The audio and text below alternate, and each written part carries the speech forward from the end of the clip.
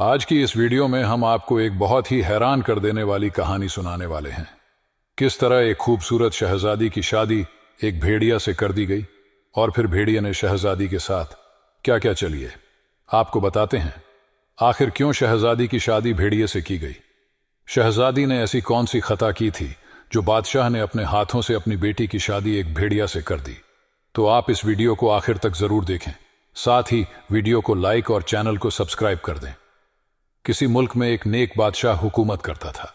बादशाह अपनी रियाया का बहुत ही हमदर्द था और हर वक्त उनके लिए कुछ ना कुछ करता रहता। बादशाह का मानना था कि मैं बादशाह सिर्फ इसलिए ही हूं ताकि मैं इन लोगों की खिदमत कर सकूं, न कि मैं उन पर हुकूमत करूं। लोगों की खिदमत कर उसको सुकून मिलता था। उस बादशाह की एक बहुत ही खूबसूरत बेटी थी जिसका नाम था हुसैनाबाद शहजादी। हुसैनाबाद बादशाह और मल्लिका की इकलौती औलाद थी और वह बड़े ही लाड़ प्यार से पली बड़ी थी। जब वह बड़ी हुई तो मल्लिका को, जैसे कि हर मां को अपनी बेटी की शादी की फिक्र होती है, मल्लिका को भी हुसैनाबाद की शादी की फिक्र हुई, क्योंकि हुसैनाबाद में कोई कमी न थी। वह बेपनाह खूबसूरत थी और उसके शाया ने शान रिश्ता ढूंढने की जरूरत थी। अलगर मल्लिका ने बादशाह से कहा कि हमारी बेटी अब बड़ी हो चुकी है और हमने जल्द से जल्द अपनी प्यारी शहजादी की शादी कर देनी चाहिए। बादशाह ने कहा, अरे मल्लिका, अभी इतनी जल्दी भी क्या है? अभी तो हमारी शहजादी छोटी है, अभी से उसकी शादी कैसे कर दे? अभी तो उसके खेलने कूदने के दिन हैं और फिर यह हम सब की लाडली भी है और हम इसके लिए एक बहुत ही खूबसूरत और बहुत ही अच्छा शहजादा तलाश करेंगे जो हर फन में माहिर हो, जिसमें कोई भी कमी ना हो, उसमें सारी खूबियां होंगी जो हमारी शहजादी के लिए शहजादे में होनी चाहिए।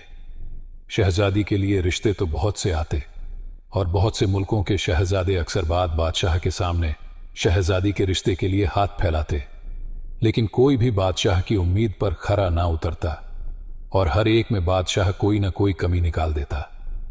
इसी तरह वक्त बीतता रहा और फिर एक दिन शहजादी ने एक बहुत ही डरावना ख्वाब देखा जिससे वह उठकर बैठ गई और वह पसीने से शराब हो गई थी। वह बहुत डरी हुई थी। उसने ख्वाब में देखा कि उसकी शादी एक भेड़िए के साथ हो रही है। शहजादी इतना डर गई कि वह उसी वक्त रोते हुए बादशाह और मल्लिका के पास गई और उनको सारी बात बताई। बादशाह ने बेटी को समझाते हुए कहा कि बेटा, यह कोई डरने की बात है, यह तो एक सपना था और सपने भी भला क्या कभी सच होते हैं? क्या कभी किसी इंसान का एक जानवर के साथ निकाह हो सकता है? बिल्कुल भी नहीं। और फिर तुम तो बहुत बहादुर हो, हिम्मत वाली हो बेटा, तुम ऐसे कैसे डर सकती हो? बादशाह की बातें सुनकर शहजादी को थोड़ी हिम्मत मिली और वह अपने कमरे में वापस आ गई। तभी मल्लिका ने बादशाह से कहा, मेरा दिल बहुत घबरा रहा है। मैं कहती हूं ना कि शहजादी की शादी आप जल्दी कर दें।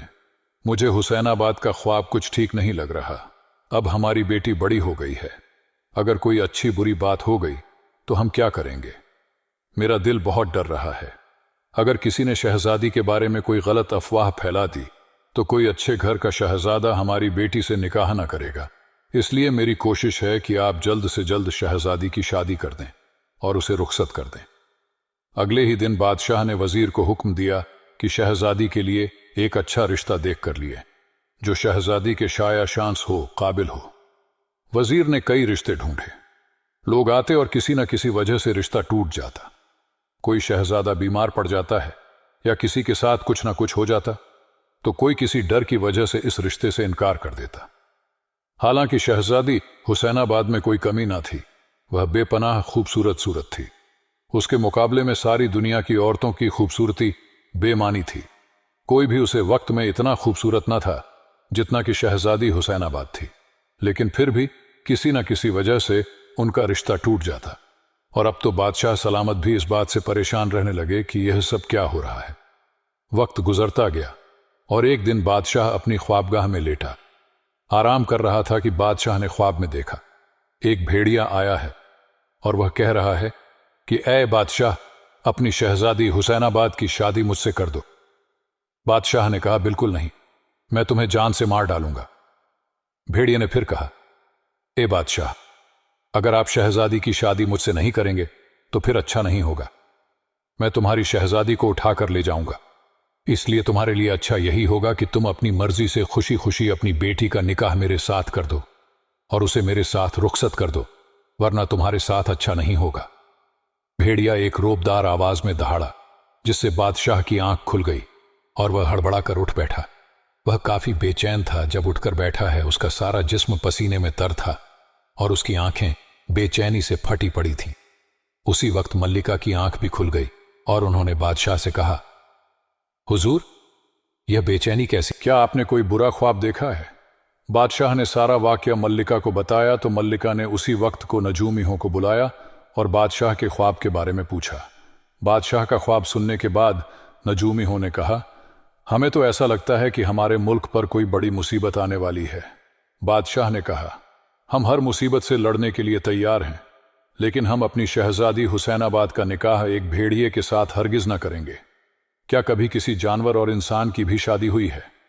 बादशाह ने उसी वक्त दरबार लगाया और दरबार में आने वाले सभी लोगों के साथ आने वाले वक्त की मुश्किलों परेशानियों से बचने का मंसूबा बनाया।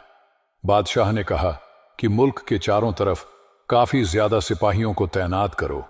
अगर दिन में जो सिपाही तैनात हैं उन्हें रात में तैनात ना करो, बल्कि रात में दूसरे सिपाही तैनात करो और ऐसे सिपाही हो जिनकी एक पल के लिए भी आंख ना लगने पाए।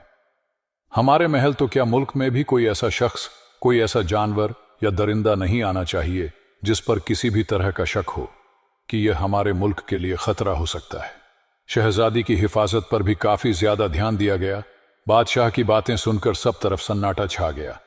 बादशाह ने सभी वजीर और सिपाहियों को हुक्म दिया कि सिपाहियों की तादाद जल्द से जल्द बढ़ाई जाए।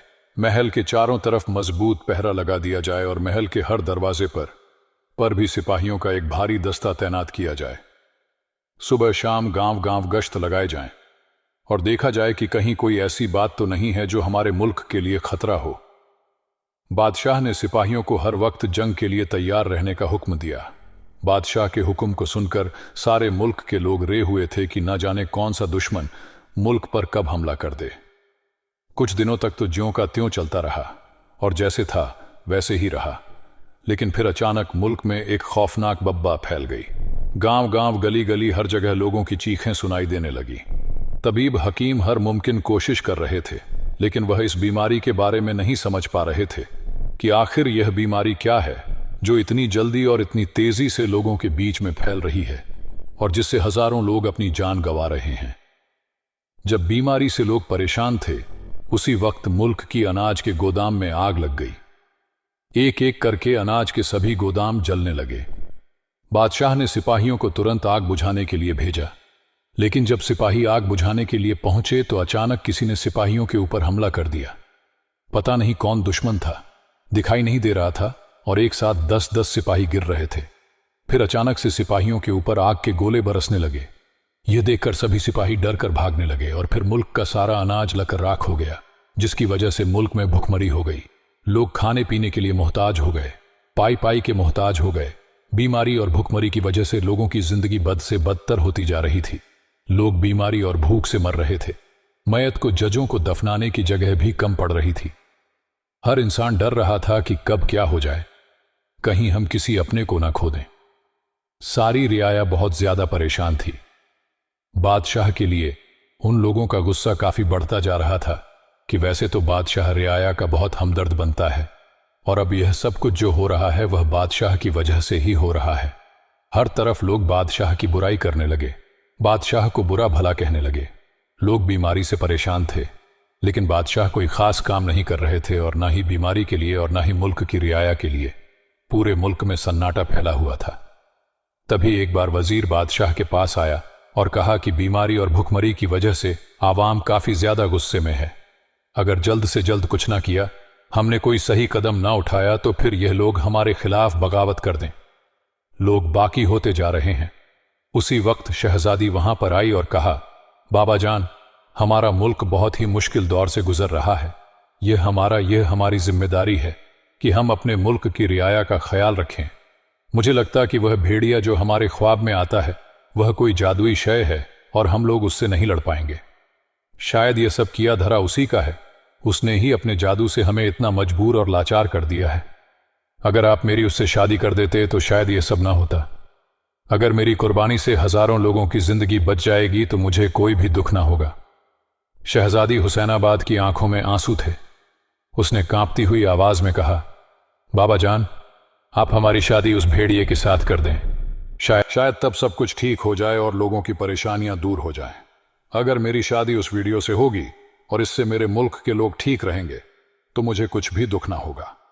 शहजादी की बातें सुनकर बादशाह ने कहा, बेटी हुसैनाबाद, यह तुम क्या बातें कर रही हो? मैं तुम्हारा निकाह उस भेड़िया के साथ हरगिज नहीं कर सकता, और यह जानकर तो हरगिज नहीं कि वह कोई जादूगर है। मैं इन सबको बर्दाश्त नहीं कर सकता। तुम मेरी इकलौती बेटी हो। यह बात सही है कि बादशाह होने के नाते मेरा फर्ज है कि मैं अपनी रियाया की का पूरा ध्यान रखूं, उनके खाने पीने का इंतजाम करूं, लेकिन अपनी बेटी की शादी एक भेड़िए से कर देना, यह मुझे ना होगा। यह कहकर बादशाह घुटनों के बल वहीं बैठ गया और रोने लगा। महल का माहौल बहुत गमगीन था। रात गहरी होती जा रही थी। बादशाह अपनी ख्वाबगाह में परेशानी के आलम में सोने की कोशिश कर रहा था। बड़ी मुश्किल से बादशाह को नींद आई थी और उसने ख्वाब में फिर से अपनी प्यारी बेटी हुसैनाबाद और मुल्क में फैली बीमारी और बीमारी से मरते हुए लोगों को देखा। और उसी वक्त अचानक ख्वाब में वह भेड़िया बादशाह के सामने आया और बोला, शादी की तैयारी कर लेना। मैं 5 दिन बाद महल में आऊंगा और शहजादी हुसैनाबाद को अपने साथ लेकर जाऊंगा, और अगर तुम ऐसा ना करोगे तो मैं तुम्हारे पूरे मुल्क को जलाकर राख कर दूंगा। बादशाह भेड़िए की बातें सुनकर डरकर कांपने लगा और हाथ जोड़कर कहने लगा कि तुम जो कुछ भी कह रहे हो यह मुमकिन नहीं है। मैं अपनी इकलौती और लाडली बेटी की शादी तुम्हारे साथ नहीं कर सकता हूं। मेरे ऊपर रहम करो और मुझे कोई दूसरा रास्ता बताओ। बादशाह की यह बात सुनकर भेड़िया गुस्से से दहाड़ा। तभी बादशाह की आंख खुल गई। बादशाह का सारा जिस्म पसीने में भीगा हुआ था। उसकी सांसें तेज चल रही थीं और वह बेचैनी से टहल रहा था। उसी वक्त मल्लिका भी जाग गई और बादशाह को ये घबराता देखकर समझ गई कि आज जरूर इन्होंने फिर से ख्वाब में भेड़िया देखा होगा। मल्लिका ने जब बादशाह से पूछा कि क्या बात है, आप इतने परेशान क्यों हैं, ऐसे क्यों टहल रहे हैं बेचैनी के आलम में? खैर तो है। बादशाह ने सारी बातें मल्लिका को बताते हुए कहा कि वह भेड़िया 5 दिन बाद आएगा और हमारी प्यारी बेटी को अपने साथ ले जाएगा। बादशाह की आंखों में आंसू थे।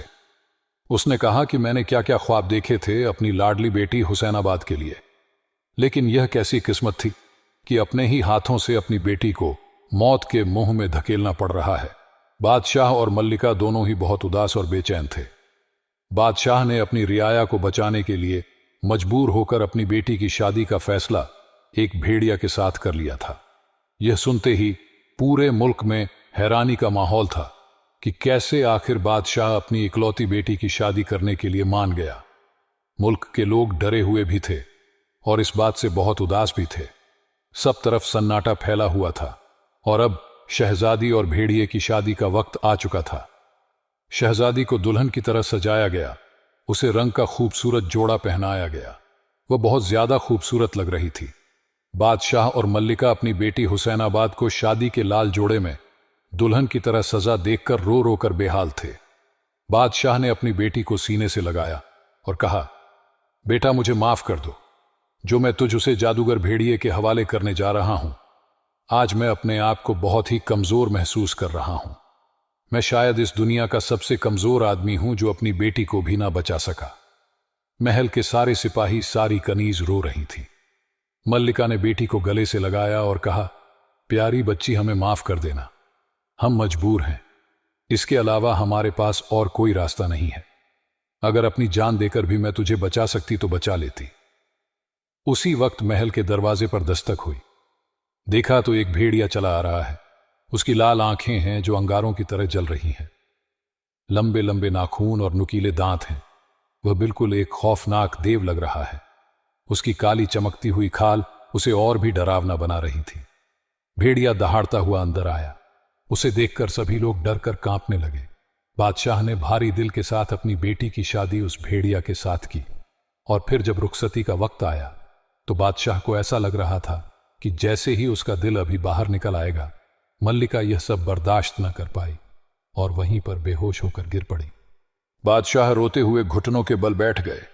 पहली बार बादशाह अपनी रियाया के सामने ऐसे फूट फूट कर रो रहा था। वह भी अपनी प्यारी शहजादी हुसैनाबाद को जाते हुए देखकर हुसैनाबाद जाते हुए पलट पलट कर अपने वालिद और वालिदा को देख रही थी। उसकी आंखों में आंसू थे और वह धीरे धीरे कदमों से चलते हुए महल के बाहर जा रही थी। महल में सभी तरफ रोने की आवाज सुनाई दे रही थी। हर शख्स शहजादी हुसैनाबाद की शादी उस भेड़िए से कर देने पर उदास था, लेकिन मुल्क को बचाने के लिए यह सब जरूरी था। शहजादी हुसैनाबाद खूबसूरत होने के साथ साथ बहुत अच्छे दिल की मालिक भी थी। वह हर किसी के साथ अच्छा बर्ताव करती, लोगों के साथ मुस्कुराकर बात करती है। शहजादी जैसे ही महल के बाहर निकली, महल का दरवाजा खुद बखुदा दी के रुखसती से सारे मुल्क में दुख मातम का समा था। जैसे ही शहजादी महल के दरवाजे पर पहुंची, सामने एक सोने की पालकी खड़ी थी और वहां पर कोई भी शख्स न था। शहजादी ने इधर उधर दे वह हैरान भी हुई कि पालकी तो है, लेकिन पालकी को उठाने वाले लोग नहीं हैं। शहजादी के साथ भेड़िया भी था। भेड़िया ने शहजादी की तरफ देखा, जैसे उससे कह रहा हो कि इसमें बैठो। शहजादी हुसैनाबाद उस पालकी में बैठ गई और फिर पालकी भेड़िया के साथ खुद ब खुद चलने लगी। देखते ही देखते वह पालकी घने जंगल में पहुंच गई। पालकी धीरे धीरे ऊपर की तरफ उठने लगी और फिर उड़ने लगी और देखते ही देखते बादलों को चीरती हुई पहाड़ पर बसी एक अलग ही दुनिया में पहुंच गई, जहां पर एक खूबसूरत सोने का महल था और ऐसा लग रहा था जैसे सूरज की शुआएं उस पर पड़ रही हैं। भेड़िया शहजादी को महल के दरवाजे पर छोड़कर वापस चला गया। महल के अंदर से एक बूढ़ी औरत बाहर आई और शहजादी को अंदर ले गई और कहा, बेटी, तुम्हारे आराम का सारा सामान इस महल में मौजूद है। तुम्हें जो चीज चाहिए तुम बस उसका नाम लेकर कहना, वह चीज तुम्हें मिल जाएगी। अब मैं शाम को तुमसे मिलने आऊंगी। यह कहकर बूढ़ी औरत वहां से चली गई। शहजादी महल में अब बिल्कुल अकेली थी और दिन भर इस कमरे में रही जहां पर बूढ़ी औरत उसको छोड़कर गई थी। दिन भर वह अपने मां बाप को याद कर कर रोती रही। शाम में जब बूढ़ी औरत आई और उसका हालचाल उससे पूछा और फिर बूढ़ी औरत ने उसे एक गिलास जूस दिया, शहजादी ने जूस पिया और सो गई। अगली सुबह वह बड़ी देर तक सोती रही। सुबह जब शहजादी की आंख खुली तो कमरे में अकेली थी। बिस्तर पर बैठे बैठे उसने अपने चारों तरफ नजरें घुमाई। कमरे की खूबसूरती देखकर वह हैरान रह गई। वह कमरा सोने का बना हुआ था, सारा फर्नीचर सोने का था और उसमें हीरे मोती जड़े हुए थे। रेशमी पर्दे चांदी की तरह चमक रहे थे। गद्दा नर्म, बिस्तर बहुत ही मुलायम थे और उन पर बहुत ही खूबसूरत चादर बिछी हुई थी। हालांकि शहजादी हुसैनाबाद खुद महलों में पली बड़ी थी और उसके पास किसी चीज की कमी न थी, लेकिन उसने आज तक इतनी खूबसूरत चीजें ना देखी थी। दरवाजे भी हीरे जवाहरात से बने हुए थे जो बहुत ही खूबसूरत लग रहे थे। शहजादी धीरे धीरे कमरे से बाहर निकली और फिर वह उस महल में टहलने लगी। वह महल में बिल्कुल अकेली थी। सब तरफ गहरा सन्नाटा छाया हुआ था। यह देखकर उसका दिल जोर जोर से धड़कने लगा। वह डर कर वापस अपने बिस्तर पर आकर बैठ गई और अपने मां बाप को याद करने लगी। शाम को फिर बूढ़ी औरत आई। दिन भर का हालचाल पूछ और उसे एक गिलास जूस देकर चली गई। शहजादी अब हिम्मत कर अपने कमरे से बाहर निकलने लगी और महल को निहारने लगी। सोने से बनी महल की खूबसूरत दीवारें, महल के चारों तरफ खूबसूरत बाग और जिसमें रंग बिरंगे अनोखे फूल पौधे थे जो उसने आज तक ना देखे थे। वहां पर बहुत खूबसूरत का फव्वारा भी था जिसका पानी चांदी की तरह चमक रहा था। शहजादी धीरे धीरे महल में सुकून महसूस करने लगी। दिन भर तो जैसे तैसे बीत जाता है, लेकिन जैसे ही रात होती महल के अंदर का सन्नाटा उसे डराने लगता। एक दिन शहजादी ने बूढ़ी औरत से कहा, अम्मा, आज तुम यहीं रुक जाओ। बूढ़ी औरत ने कहा कि बेटी, मुझे इस महल में रुकने की इजाजत नहीं है। शहजादी को महल में बहुत ही अकेला महसूस हो रहा था। अब वह शहजादी उस भेड़िया को याद करने लगी और ही अपने दिल में कहती कि कौन है वह और जो भी है, और अब तो मेरा शौहर है और मुझे उसी के साथ रहना होगा। लेकिन जिस दिन से निकाह हुआ है वह मुझे वापस दिखा नहीं और वह मुझे इस महल में छोड़कर चला गया है। अगर वह यहां होता तो शायद मैं उससे कुछ बातें ही कर लेती। शायद वह बोलता, शायद वह मेरी कुछ सुनता, क्योंकि शहजादी हुसैनाबाद इतना तो जान गई थी कि वह एक जादू भेड़िया। इसी तरह वक्त गुजरता रहा। एक दिन शहजादी हुसैनाबाद ने फिर बूढ़ी औरत से पूछा, अम्मा, वो भेड़िया जो मुझे यहां लेकर आया था और जिसने मुझे निकाह किया था, मुझे छोड़कर कहां चला गया? बूढ़ी औरत ने बताया कि बेटा, मैं तो इस बारे में कुछ भी नहीं जानती। शहजादी ने फिर पूछा कि अम्मा, क्या इस महल में कोई भी नहीं आता? बूढ़ी औरत ने कहा कि बेटा, इस महल के बारे में तो मुझे भी कुछ नहीं पता, और ना इस बारे में मैं तुम्हें कुछ भी बता सकती, क्योंकि मुझे इसकी इजाजत नहीं है। बूढ़ी औरत की बातें सुनकर शहजादी को शक होने लगा। वह सोचने लगी कि दिन भर तो महल में कोई नहीं आता, लेकिन वह हर रात गहरी नींद में सो जाती। शायद उसके बाद कोई आता हो, उसे कुछ पता नहीं चलता। शहजादी हुसैनाबाद सोचने लगी कि अब मुझे इतनी गहरी नींद क्यों आती है। इतनी गहरी नींद तो मुझे अपने बाप के घर पर भी ना आई थी, और ना ही मैं कभी इतनी गहरी नींद सोई थी।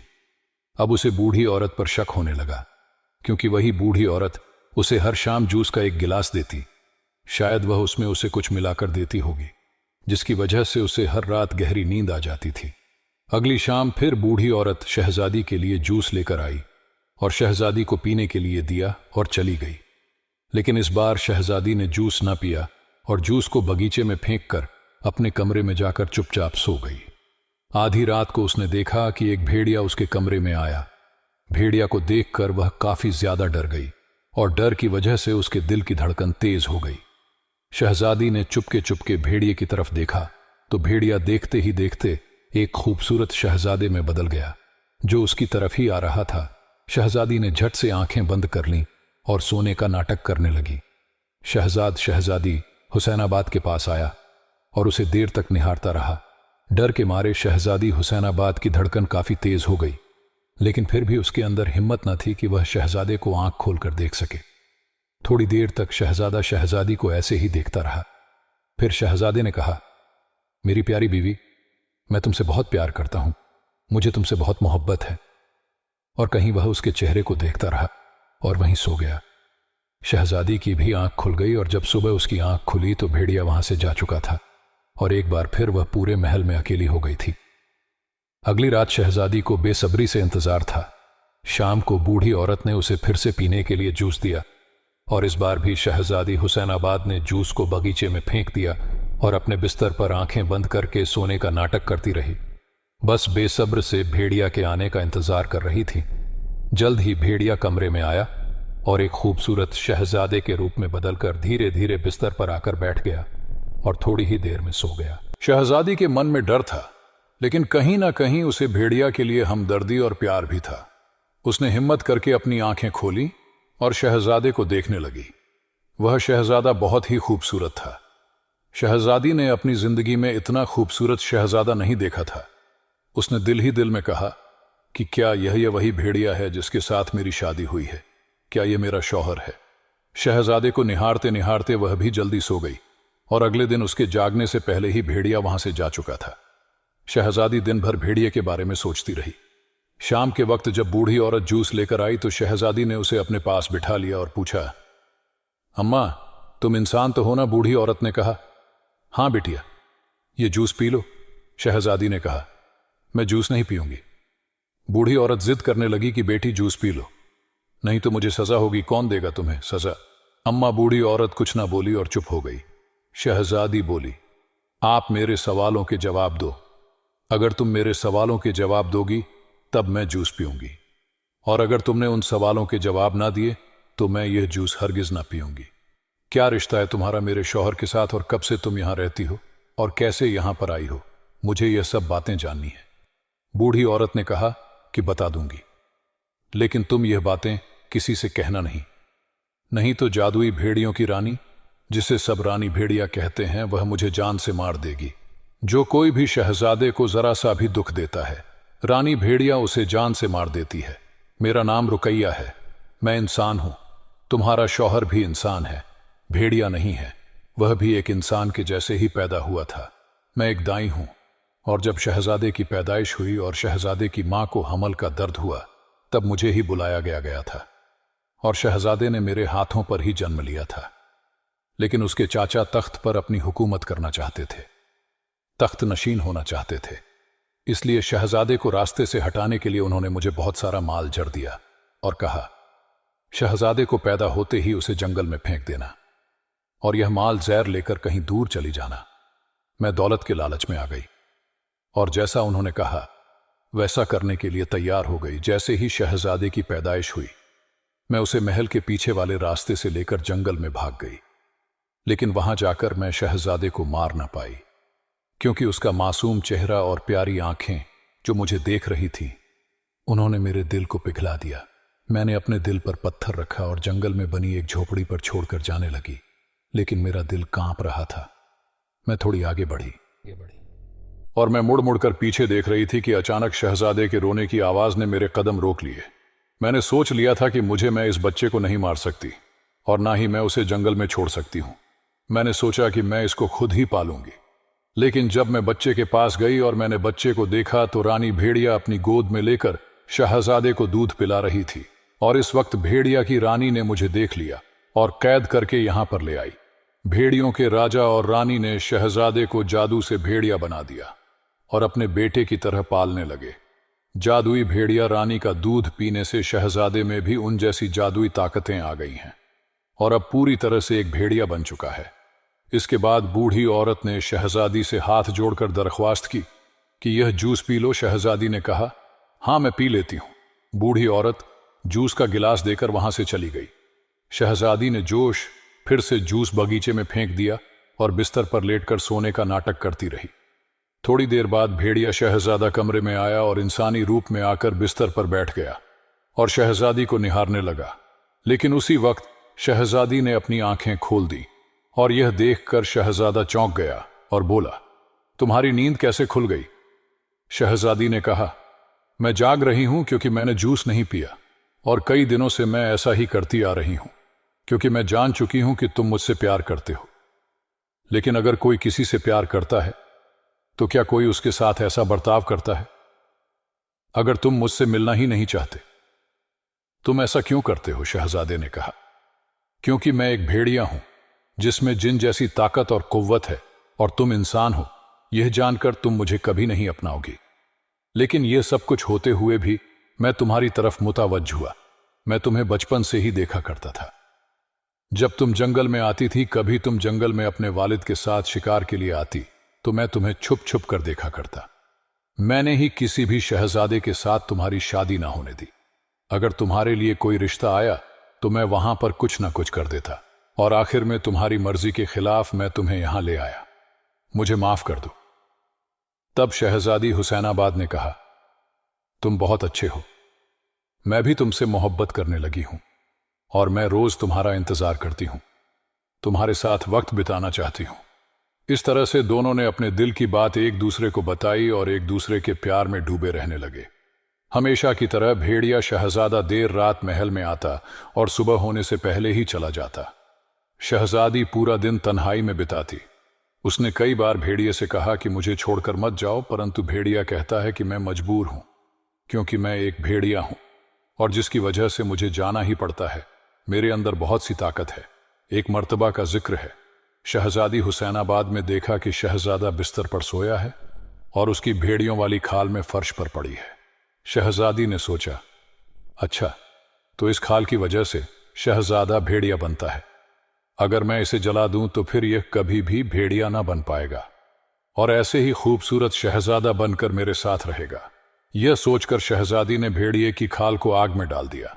जैसे ही भेड़िए की खाल जलने लगी, वैसे ही शहजादा भी जलने लगा। शहजादी ने जल्दी जल्दी आग बुझाई, लेकिन उसे वक्त तक शहजादे का पूरा जिस्म झुलस चुका था। यह देखकर शहजादी का दिल दहल गया और वह शहजादे के बगल में बैठी रोती रही और पछताती रही कि उसने यह क्या कर दिया। और उसी वक्त जादुई दुनिया के भेड़ियों का राजा और रानी वहां पर आए और अपने बेटे की यह हालत देखकर दोनों के आंखों में आंसू आ गए। रानी ने चिल्लाकर कहा, ए बेवकूफ लड़की, ये तूने क्या कर दिया? मेरे बेटे को जला दिया भेड़िया। रानी ने फिर अपने बेटे से कहा, मैंने तुमसे कितनी बार कहा है कि इंसानों से दूर रहा करो। इंसान धोखेबाज और मतलबी होते हैं, लेकिन तुमने मेरी एक ना मानी और अब देख लिया इस लड़की ने तुम्हारे साथ क्या किया। तुम्हारी भेड़िया वाली खाल पूरी तरह से जल चुकी है। अब मैं तुम्हें कैसे ठीक करूं? तभी वहां पर भेड़िए के भाई बहन आ गए। उसके लबे ऊंचे और डरावने कद को देखकर शहजादी कांपने लगी। वहां का नजारा देखकर भेड़िया भाई की आंखों में गुस्सा आने लगा और उसने दहाड़ हुए कहा, हे आदमजद, तुम सब धोखेबाज और मतलबी होते हो। तुम्हारा दिल इतना पत्थर है कि तुमने मेरे भाई को जला दिया। और अब मैं तुम्हारा खून पी जाऊंगा। भेड़िए की बहन चिल्लाई, इसने मेरे भाई को धोखा दिया है, इसे भी जिंदा जला दो और आज ये अपने किए की सजा भुगतेगी। शहजादी हुसैनाबाद की ओर जैसे ही दोनों झपट लगे, वैसे ही भेड़िया शहजादे ने कहा, उससे दूर रहो, ये मेरी बीवी है। रानी ने कहा, यह क्या कह रही हो बेटा? अगर इसको सजा नहीं मिली तो यह तुम्हें फिर से कोई ना कोई नुकसान पहुंचा देगी। भेड़िया ने कहा, अम्मा जाने दो उसे, यहां से यही उसकी सजा होगी, लेकिन खबरदार, अगर किसी ने भी उसे कोई नुकसान पहुंचाया। शहजादी हुसैनाबाद को पालकी में बिठाकर जंगल के बीच में छोड़ दिया गया। शहजादी रो रही थी और अपनी नासमझी पर पछता रही थी, और अब वह भेड़िया शहजादे से दूर नहीं जाना चाहती थी। क्योंकि वह तो सिर्फ जादू के जोर से ही भेड़िया बना था, लेकिन असल में वह एक इंसान ही था और वह किसी भी तरह अपने शौहर को यहां से बचना चाहती थी। लेकिन उसे समझ न आ रहा था कि वह क्या करे। इस वक्त उसे जादुई भेड़ियों की दुनिया से बाहर निकाल दिया गया। शहजादी रो रही थी, जंगल में भटक रही थी। उधर भेड़िया शहजादे की हालत भी बिगड़ रही थी, उस पर कोई दवा असर न कर रही थी। इधर शहजादी जंगल में भटकते हुए एक फकीर की झोपड़ी में जा पहुंची। शहजादी हुसैनाबाद ने फकीर को अदब से सलाम किया। फकीर अपनी इबादत में मसरूफ थे। शहजादी ने वहां झोपड़ी में सफाई की झाड़ू लगाई और अदब से एक तरफ बैठ गई। फकीर ने शहजादी से पूछा, बेटी कौन हूं, कहां से आई हो और क्यों परेशान दिख रही हो? उसने फकीर को सारी बात बताते हुए कहा, मेरी मदद करें, मेरे शौहर को ठीक करने का कोई इलाज बताएं। फकीर ने शहजादी को एक बोतल देते हुए कहा, बेटी यह एक जादुई बोतल है और इस बोतल में दुआएं इकट्ठी होती हैं। बेटी लोगों की मदद करो और दुआएं इकट्ठा करो। दुआएं दवा के रूप में इस बोतल में जमा हो जाएगी और जब यह बोतल भर जाएगी तब तुम इसे अपने शौहर को पिला देना, तुम्हारा शौहर ठीक हो जाएगा। शहजादी हुसैनाबाद में ऐसा ही किया। वह लोगों की मदद करती और उनकी दुआएं इकट्ठा करती। शहजादी हुसैनाबाद ने सोचा कि वह लोगों की मदद करेगी और अपने शौहर के लिए दुआएं इकट्ठी करेगी और वह जरूर उसको ठीक कर लेगी, क्योंकि फकीर बाबा ने कहा था कि जब यह बोतल दुआओं से भर जाएगी और जब यह बोतल शहजादा पिएगा तो उसके बाद वह कभी भी भेड़िया ना बन पाएगा। शहजादी अब जंगल से निकलना चाहती थी, लेकिन उसे कोई भी रास्ता दिखाई ना दे रहा था। जंगल में भटकते हुए वह थक हार कर एक पेड़ के नीचे बैठ गई। तभी उसने देखा कि पेड़ के सारे परिंदे एक साथ छी छी कर शोर मचाने लगे। उसे समझ न आ रहा था, आंख फिर क्या हो रहा है, इन पंछियों को क्या हो गया है। वह ऊपर पेड़ पर देखने लगी। तभी उसकी नजर पेड़ की टहनियों पर पड़ी, जहां पर एक काला और मोटा सांप था और वह चिड़ियों के घोंसले से बच्चे और अंडे को खा रहा था। शहजादी ने डंडा लेकर सांप को मार दिया और चिड़ियों के बच्चे और अंडों को बचा लिया। सारी चिड़ियां एक साथ शहजादी के सामने आई और कहा, यह सांप कई महीने से हमारे बच्चों को खा रहा था, आज तुमने हमारे बच्चों की जान बचाई है, बताओ हम तुम्हारी क्या मदद करें। शहजादी ने जंगल से निकलने का रास्ता पूछा। सारी चिड़ियों ने उसे दुआएं दी और जंगल से निकलने का रास्ता बताया। थोड़ी दूर वह आगे बढ़ी और उसने देखा कि एक बूढ़ा बादशाह घायल पड़ा है और दर्द से कर रहा है। बादशाह ने जैसे ही शहजादी हुसैनाबाद को देखा तो कहा, बेटी मैं बादशाह हूं, शिकार करने जंगल में आया था और यहां घायल हो गया हूं, मुझे मेरे महल में पहुंचा दो। शहजादी ने कहा, जरूर। उसने ने बड़ी मुश्किल से बादशाह को घोड़े पर बैठाया और उसे उसके महल तक पहुंचा दिया। बादशाह के पूरे मुल्क में खुशियां मनाई गई। शहजादी की खूब खातिरदारी की गई। मल्लिका ने पूछा, तुम कौन हो बेटी, कहां जा रही हो? शहजादी ने कहा, मुसाफिर हूं मल्लिका, आलिया, और पता नहीं कहां जा रही हूं। मल्लिका ने कहा, बेटी अगर तुम चाहो तो हमारे साथ रह सकती हो। शहजादी ने कहा, मैं रुक नहीं सकती, मुझे जाना होगा। मल्लिका ने शहजादी को कुछ अशर्फियां देते हुए कहा, यह लो, तुम्हारे काम आएंगे। शहजादी हुसैनाबाद ने कहा, मुझे दौलत की नहीं, दुआओं की जरूरत है। शहजादी वहां से जाने लगी तो सभी लोगों ने उसे ढेर सारी दुआएं दी और मल्लिका ने जबरदस्ती चंद सिक्के और अशर्फियां शहजादी को थमा दी। शहजादी जंगल के रास्ते आगे बढ़ती जा रही थी। शाम हो चुकी थी और वह जल्द से जल्द जंगल से निकलना चाहती थी। उसी वक्त शहजादी की नजर एक बूढ़ी औरत पर पड़ी, जो लकड़ियों का गट्ठर उठाकर सर पर रखने की कोशिश कर रही थी, लेकिन उसके हाथ कांप रहे थे और लकड़ियों का गट्ठर उसके हाथ से छूटकर बार बार गिर जाता। उसके हाथ कांप रहे थे, कमर झुक गई थी। शहजादी बुढ़िया के पास गई और कहा, अम्मा, इतनी बड़ी गठरी क्यों बनाती जो उठा नहीं पाती? बूढ़ी औरत ने रोते हुए कहा, क्या करूं बेटी, मेरे घर का बोझ उठाने वाले मेरे बेटे बहू इस दुनिया को छोड़कर कर चले गए हैं और पीछे छोटे छोटे 2 बच्चे छोड़ गए हैं। ये नहीं उठाऊंगी तो बच्चों को कैसे पालूंगी? शहजादी ने कहा। लाओ ये गठरी मैं तुम्हारे घर पर पहुंचा देती हूं शहजादी। हुसैनाबाद ने वह लड़कियों की गठरी उठाई और अपने सर पर रखकर बूढ़ी औरत के साथ चलने लगी और धीरे धीरे चलते हुए उसकी झोपड़ी में पहुंच गई। बूढ़ी औरत ने शहजादी से कहा, इतनी रात को कहां जाओगी? यहीं रुक जाओ, सुबह चली जाना। शहजादी ने बूढ़ी औरत की बात मान ली और वहीं पर रहने लग गई। तभी वहां पर 2 छोटे छोटे बच्चे आए और बूढ़ी औरत से कहा, क्या लाई हो दादी? अम्मा, बहुत जोरों से भूख लग रही है, सुबह से कुछ नहीं खाया। फिर बच्चों की नजर जब लकड़ियों की गठरी पर पड़ी है तो वह कहने लगी, दादी, अम्मा की आज लकड़ी बिकी नहीं, क्या पैसे मिले नहीं? इसका मतलब आज हम लोग फिर से भूखे सोएंगे।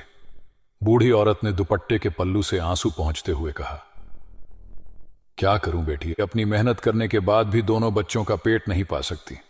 शहजादी ने बादशाह की दी हुई अशर्फियां और सिक्के जो चलते वक्त उन्होंने जबरदस्ती उसे थमा दिए थे, बूढ़ी औरत को देते हुए कहा, अम्मा, यह रख लो, यह शायद तुम्हारे कुछ काम आ जाए।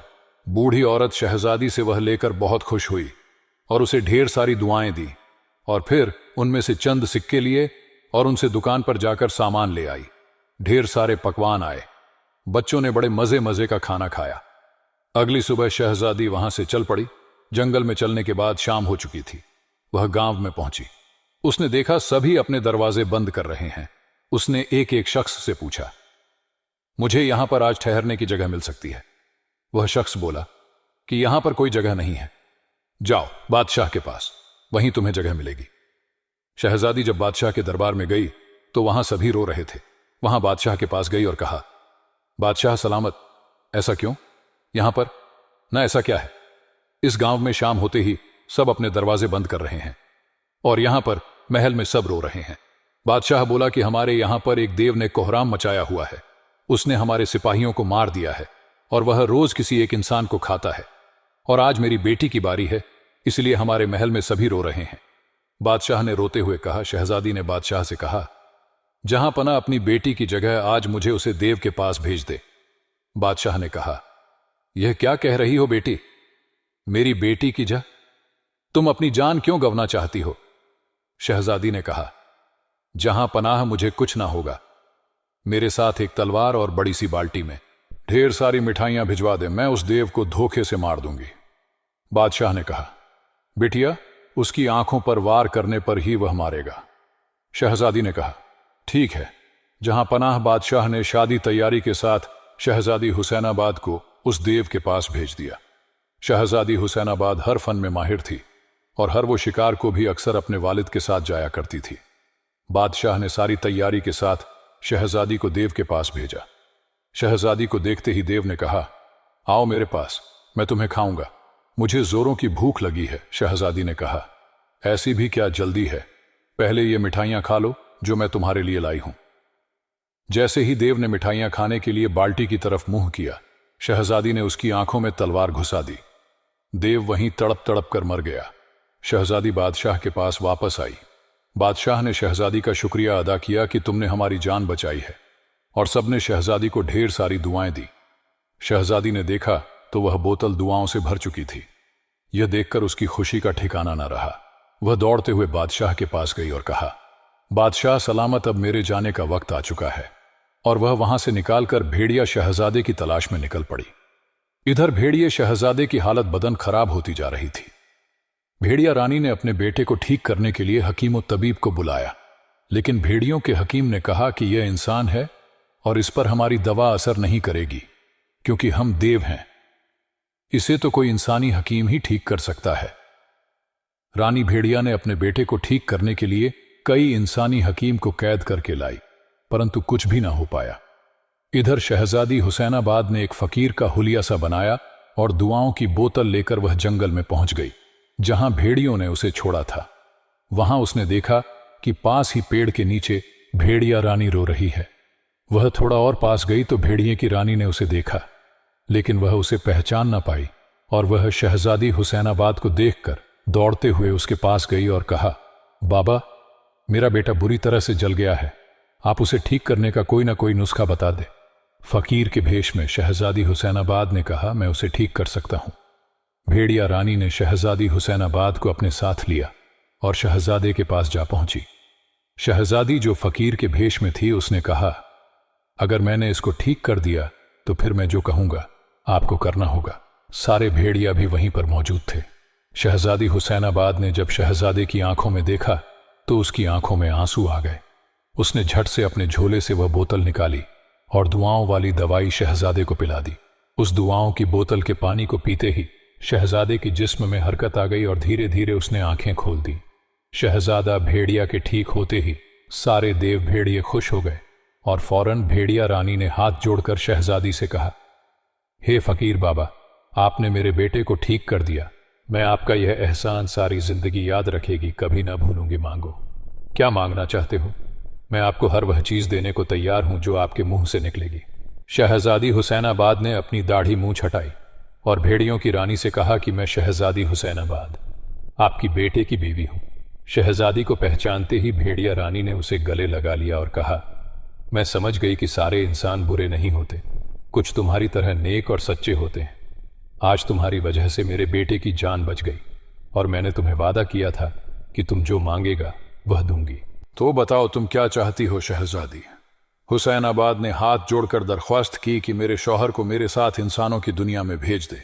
मुझे रुकैया अम्मा ने बताया था कि मेरा शौहर एक इंसान का बच्चा था जिसे चुराकर वह जंगल में फेंकने के लिए आई थी, लेकिन आपने पाल पोस कर बड़ा किया और जादू के जोर से भेड़िया बना दिया। मैं चाहती हूं कि आप इसे वापस इंसानी शक्ल दे दें और अपना जादू खत्म कर दें। यह बात सुनकर भेड़िया रानी की आंखों से आंसू बह रहे थे। शहजादे ने जब उसकी आंखों में आंसू देखे तो कहा, अम्मा, मैं आपको छोड़कर कहीं ना जाऊंगा, मैं ऐसे ही एक जादुई भेड़िया बनकर रहूंगा। उस वक्त रानी भेड़िया ने अपने बेटे को गले लगाया और कहा, सच है बेटा, मैंने तुम्हें जंगल में पाया था। मुझे आज भी वह दिन याद है जब कोई तुम्हें जंगल की झाड़ियां में फेंक गया था। तुम रो रहे थे, मैंने तुम्हें अपनी गोद में उठाया तो तुम मुस्कुराने लगे और तुम्हारी वह मुस्कान मेरी आंखों में बस गई और मैं तुम्हें वहां से उठाकर अपनी दुनिया में ले आई। लेकिन इस दुनिया के कायदे कानून में रहकर ही मैं तुम्हें पाल सकती थी, इसलिए तुम्हें भेड़िया बनाना पड़ा। लेकिन शायद यही तुम्हारी किस्मत थी कि तुम्हारी भेड़िए की खाल जल जाए और तुम दोबारा इंसान बन जाओ, क्योंकि जब एक बार किसी जादुई भेड़िए की खाल जल जाती है वह दोबारा इंसान नहीं बन सकता और ना ही अब तुम दोबारा भेड़िया बन सकते हो। अगर तुम भेड़िया होते तो तुम मर जाते, लेकिन तुम एक इंसान थे, इसीलिए बच गए और अब तुम इस दुनिया में नहीं रह सकते। तुम्हें इंसानों के बीच में रहना होगा। लेकिन एक बात हमेशा याद रखना, तुम्हारी मां रानी भेड़िया तुमसे बहुत मोहब्बत करती है। तुम जब भी मुझे याद करोगे मैं तुमसे मिलने आऊंगी। शहजादी हुसैनाबाद शहजादे और रुकैया अम्मा को अपने साथ लेकर शहजादे के मुल्क में वापस चल पड़ी। भेड़िया रानी अपने बेटे को याद करके रोती रहती। इधर शहजादी हुसैनाबाद शहजादे के हमराह उसके मुल्क में पहुंच गई। शहजादे की अम्मा ने जैसे ही रुकैया को देखा वह दौड़ती हुई उसके पास आई और कहा, रुकैया, मेरा बेटा कहां है? रुकैया ने शहजादे का हाथ मल्लिका को देते हुए कहा, हुजूर, यह आपका बेटा है। मल्लिका ने अपने बेटे को गले लगा लिया और फिर अपनी बहू और बेटे को पाकर वह बहुत खुश हुई। कुछ ही दिनों के बाद शहजादे को बादशाह बना दिया गया। शहजादी हुसैनाबाद के वालिद और वालिदा को जब यह खबर मिली तो बादशाह और मल्लिका दोनों ही अपनी बेटी से मिलने आए और बेटी को देखकर वह फूले न समा रहे थे। उन्होंने कभी भी न सोचा था कि वह अपनी बेटी से जिंदगी में दोबारा मिल पाएंगे। सारी रियाया शहजाद हुसैनाबाद को देखकर बहुत खुश थी। तो प्यारे दोस्तों, यह थी हमारी आज की कहानी, जिसमें एक जादुई भेड़िए ने किस तरह एक खूबसूरत शहजादी से शादी कर ली और फिर खूबसूरत शहजादी ने किस तरह उसे वापस इंसान शक्ल में वापस लाई। आज की इस वीडियो में इतना ही।